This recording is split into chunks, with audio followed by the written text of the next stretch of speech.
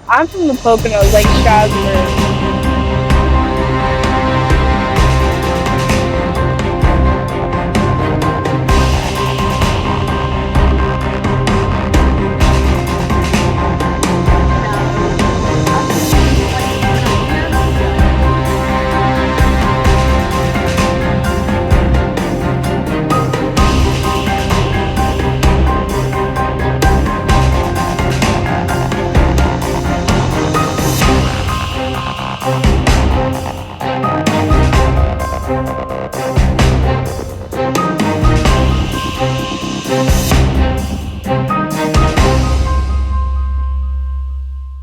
Home to the nation's largest homeless population, many of whom live in encampments, one of the most visible symptoms of the state's dual housing and homelessness crises.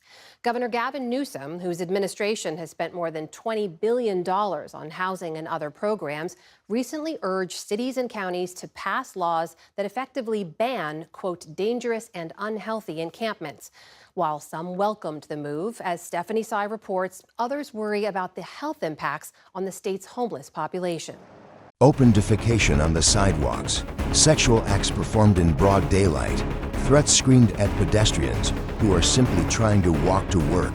In 2025, this is no longer just a dystopian fiction.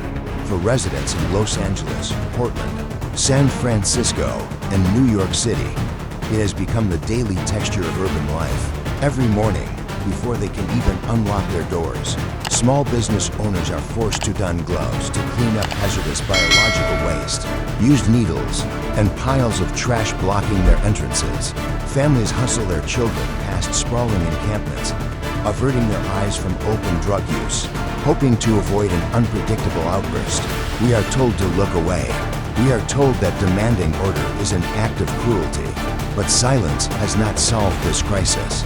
Silence has only allowed it to metastasize. Welcome to Homeless Lens.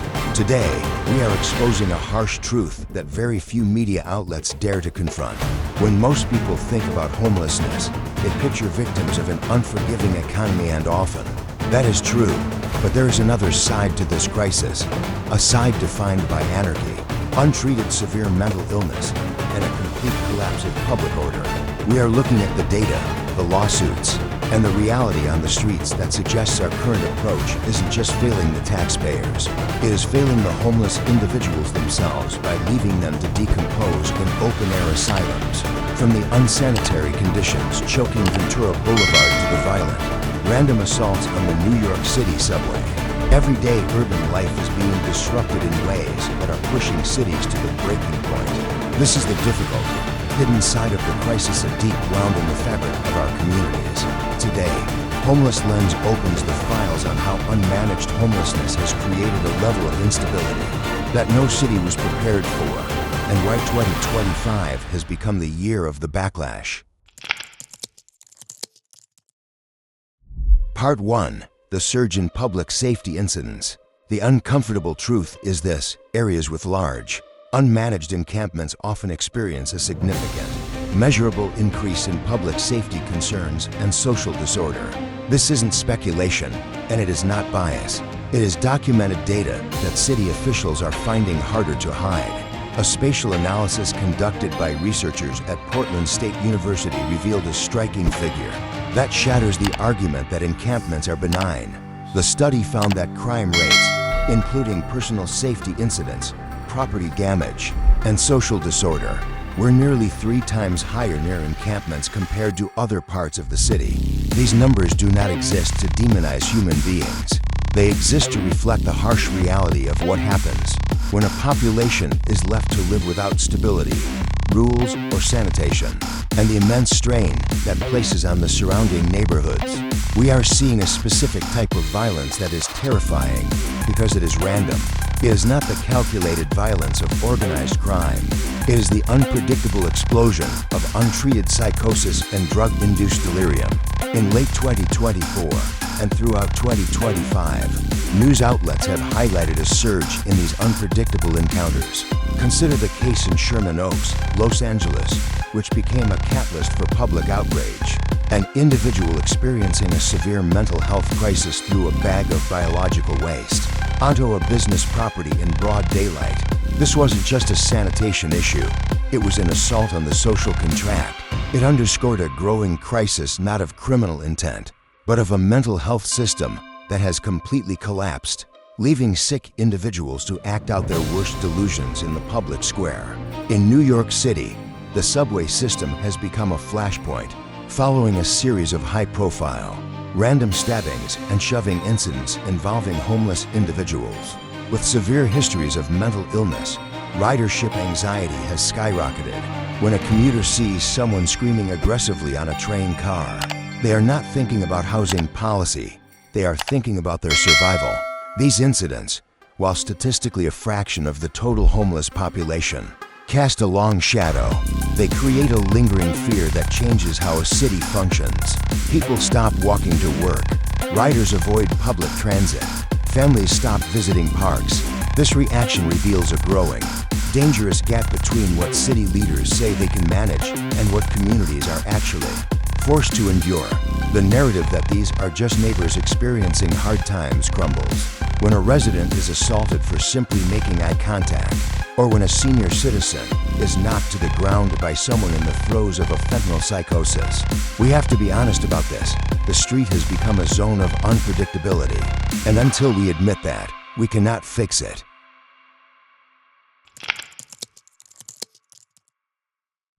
Part 2. The destruction of public spaces.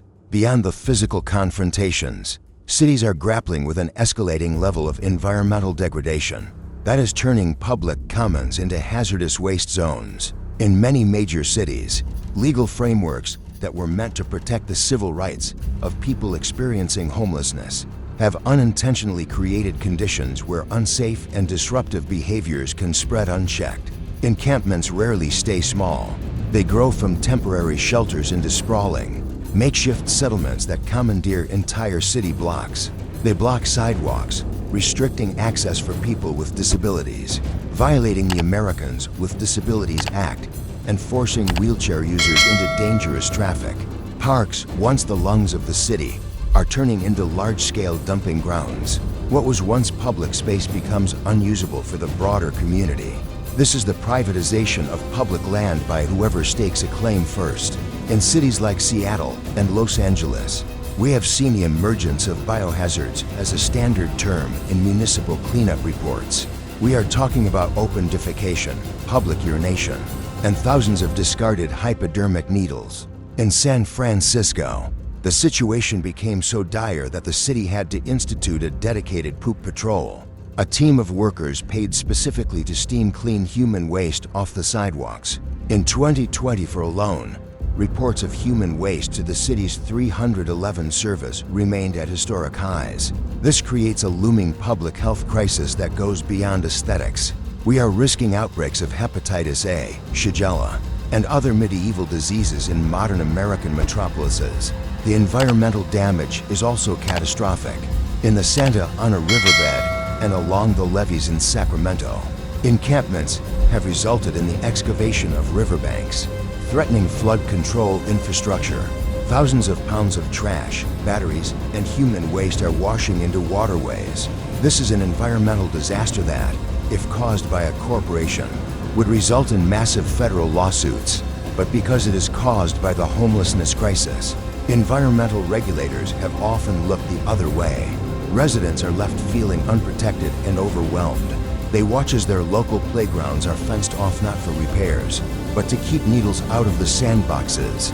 They watch as libraries become day shelters where drug use in bathrooms forces closures. The breakdown of urban order is not just about crime. It is about the loss of the shared spaces that make a city livable. When the public square is no longer safe or sanitary, the community ceases to exist.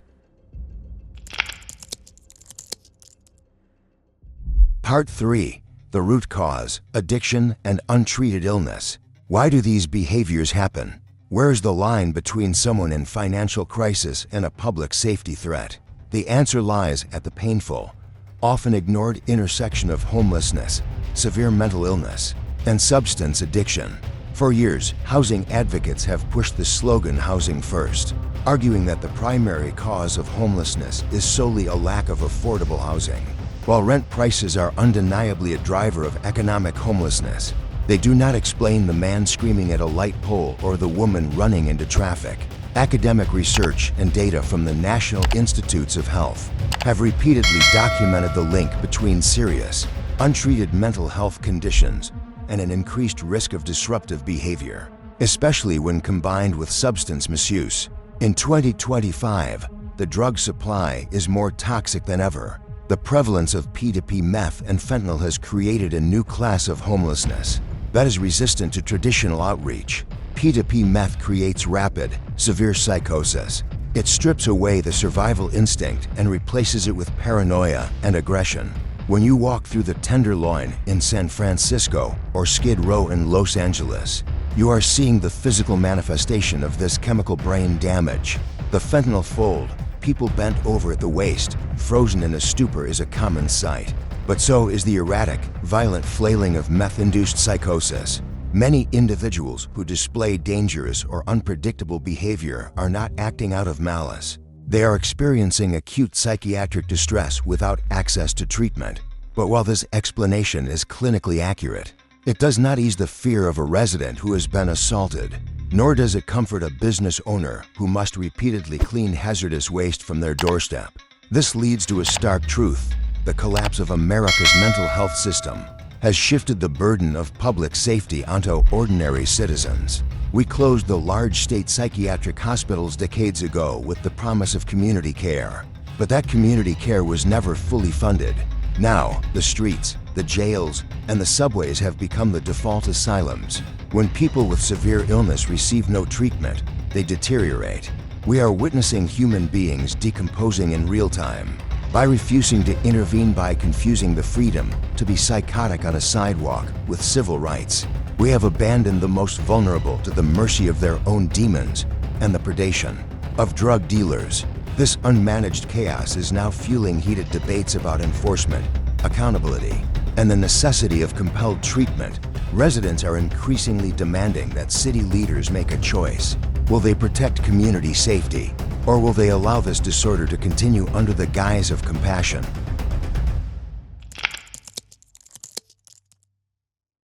Part 4. The Economic Death Spiral. If street violence and disruptive behavior are the open wounds of urban America, then the vast economic costs are the silent internal bleeding that is draining the prosperity out of major cities. The homelessness crisis is not only threatening public safety, it is destabilizing downtown business districts and pushing essential city systems to the edge of financial collapse. The pressure created by unmanaged homelessness has turned many central business districts into hostile environments.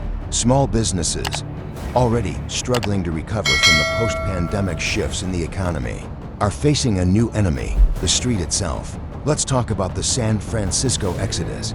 Major retailers like Nordstrom, Whole Foods, and countless small businesses have shuttered their locations in downtown San Francisco, citing employee safety and rampant theft. This isn't corporate greed, it is a survival calculation. When staff are threatened daily, when windows are smashed weekly, and when customers are afraid to walk from their cars to the front door, a business cannot survive. The hidden costs are suffocating. Businesses are forced to hire private security guards, costing thousands of dollars a month, just to keep their entrances clear. They pay for daily pressure washing to remove urine and feces. Studies referenced in Senate briefings show that for many small, family-owned businesses, these rising costs are unsustainable. They are effectively paying a homelessness tax just to operate. When public spaces are overtaken by encampments and disorder, the reputation of a city collapses. Conventions cancel. Tourists choose other destinations. Office workers, fearing for their safety, refuse to return to downtown cubicles, leaving skyscrapers empty. The Brookings Institution has emphasized that revitalizing these districts is a political and economic imperative because when the city center collapses, the entire municipal tax base follows. This becomes a vicious cycle. Homelessness weakens the economy, causing businesses to close and jobs to vanish. A weakened economy reduces tax revenue, which means less money for social services and housing, which leads to more homelessness. Then there is the crushing burden on emergency infrastructure. The disorders surrounding unsheltered encampments has overwhelmed services that were never designed to be long-term social care providers. Fire departments in cities like Los Angeles and Phoenix are running ragged. In Los Angeles, encampment fires often started by unsafe cooking, warming fires, or arson account for a massive percentage of all fire calls. This diverts critical resources.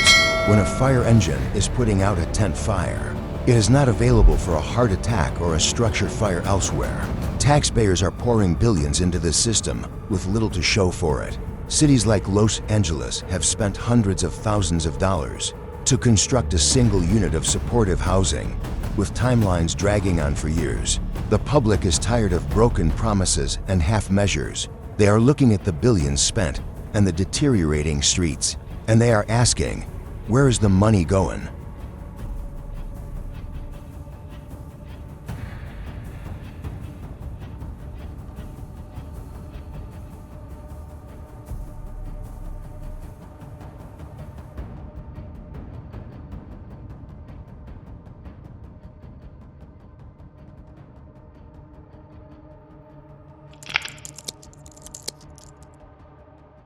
Part 5. The 2025 Policy Shift. Enforcement Returns. The year 2025 marks a turning point.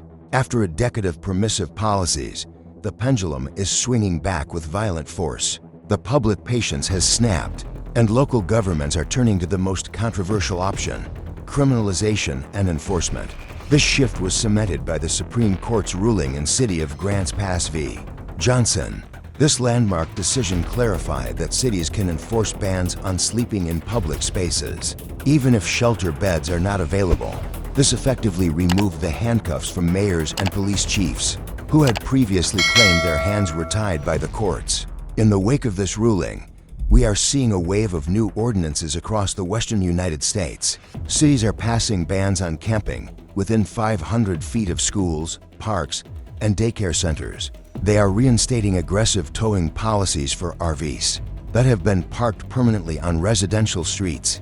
In California, Proposition 36 was placed on the ballot, signaling a direct rejection of the previous decade's criminal justice reforms. Voters, fed up with the visible lawlessness and retail theft often associated with the addiction crisis, are demanding stricter penalties. The era of tolerance for open-air drug markets is ending. But this pivot to enforcement brings its own chaos. Sweeps, the forced clearing of encampments, are increasing in frequency and intensity. While they clear the sidewalk for a day or two, they often result in a game of whack-a-mole, pushing people from one neighborhood to another, severing their connections with caseworkers, and destroying their survival gear. Residents are suing cities not to stop the sweeps, but to force them. In Phoenix and Portland, neighborhood associations have taken legal action against their own cities, arguing that allowing encampments to persist constitutes a public nuisance that destroys their quality of life. The legal landscape has shifted from protecting the rights of the homeless to protecting the rights of the tax-paying public to clean streets. We are at a crossroads. The housing-first model is being challenged by a treatment-first or shelter-first reality.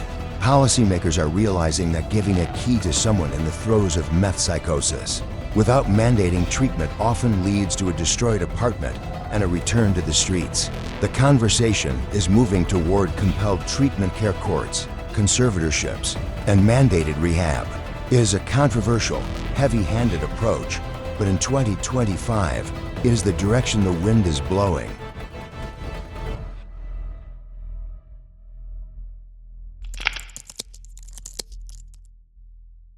Part 6. The victims inside the chaos. Before we conclude, we must acknowledge the darkest irony of this entire breakdown. The primary victims of this lawlessness are not the housed residents complaining on Nextdoor. The primary victims are the homeless individuals themselves. The encampments that people fear are often internal tyrannies, run by drug dealers, gangs, and predators who exploit the vulnerable. Rape, assault, and theft are rampant within these tent cities. A person trying to get clean, trying to hold down a job while living in their car, or trying to sleep safely is constantly under threat from the chaotic element we have discussed. Women living on the street report staggering rates of sexual violence. The elderly, the fastest growing demographic of the homeless population, are preyed upon for their social security checks. When we allow lawlessness to reign under the banner of compassion, we are not being kind. We are abandoning the weak to the mercy of the strong. The National Coalition for the Homeless consistently emphasizes that people experiencing homelessness are far more likely to be victims of violence than perpetrators. When a city stops enforcing the law, it doesn't just annoy the rich, it endangers the poor. The breakdown of order means that a young person who ends up on the street is immediately exposed to trauma that will make their exit from homelessness exponentially harder. We cannot demand safety for the housed without demanding safety for the unhoused. And safety requires order. It requires intervention. Leaving someone to scream at the sky, covered in their own filth, while predators circle the perimeter of their tent, is not civil liberty. It is negligence.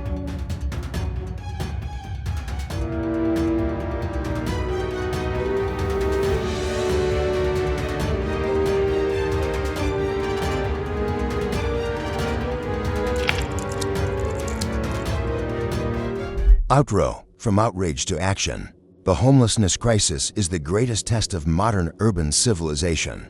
And right now, we are failing. This report has exposed a painful reality. When disorder is tolerated, it leads to the collapse of public safety, the erosion of economic stability, and ultimately, it harms the very people it claims to protect. We cannot remain stuck at the crossroads between blind compassion that enables self-destructs and cold indifference that seeks to simply erase the poor. The solution is not to eliminate people experiencing homelessness, but to eliminate the chaos, the untreated illness, and the systemic failures that have consumed their lives. We need a system that offers a hand up, but also sets a boundary. This means supporting organizations that provide real mental health treatment and addiction recovery, not just temporary warehousing. It means pushing local lawmakers to adopt solutions that balance firm order with compassionate, mandated care for those who can no longer care for themselves. It means demanding that our streets be safe for everyone: the business owner, the commuter, and the person sleeping on the concrete. The value Homeless Lens brings is the courage to confront these dark truths. We refuse to sugarcoat the reality of the streets because we believe that only honest diagnosis can lead to a cure. If this report opened your eyes to the complexity of the crisis, if you are tired of the slogans and want real solutions, then make your voice heard. Share this video. Start the conversation in your community. Demand better than the chaos we have accepted for too long. Subscribe to Homeless Lens. We will keep watching, we will keep reporting, and we will not look away.